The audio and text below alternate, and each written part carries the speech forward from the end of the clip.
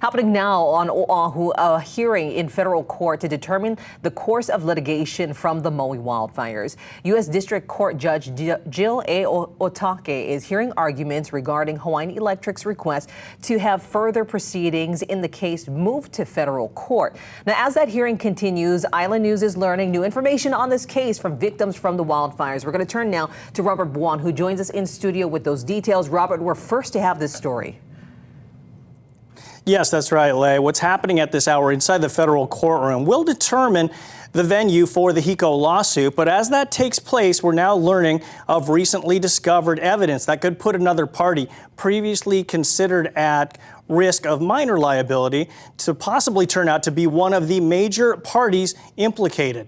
Now, this is new information from Jan Oppo, the lead counsel for HECO lawsuit. He's at the Kuhio federal building right now for that hearing, trying to have that remanded back to the state court so the case can be heard on Maui. As Oppo points out, most of the witnesses, emergency crews, fire, police, and more are residents of Maui. And that's where most of the evidence is already located. Evidence including items like utility poles that supported the power lines downed by the high winds that caused the fires. Now, the HECO lawsuit only recently got their investigators access to these poles, revealing shocking new developments.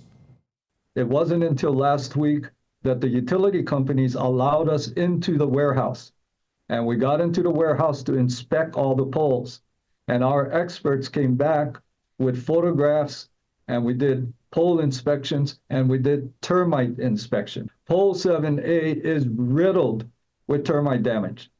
It is, you see it right off the top. That thing was a termite hive. So the point being is that Hawaiian Telcom and Spectrum, who was using that pole, may have a lot more responsibility for this fire than anybody thought at the first.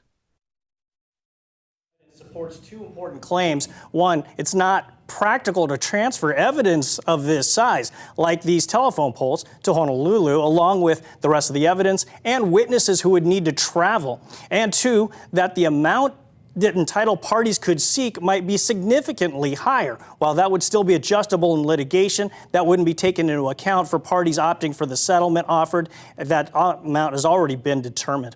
Now, I did reach out to comment, and Spectrum Hawaii just called back about 10 minutes ago and said that they do not own that pole, but they do lease it. No response yet from Hawaiian Electric. As for a decision in today's hearing, it's expected that could come as soon as this afternoon. So stay with us on air and online at KITV.com as this story continues to develop. Robert Buon, Island News.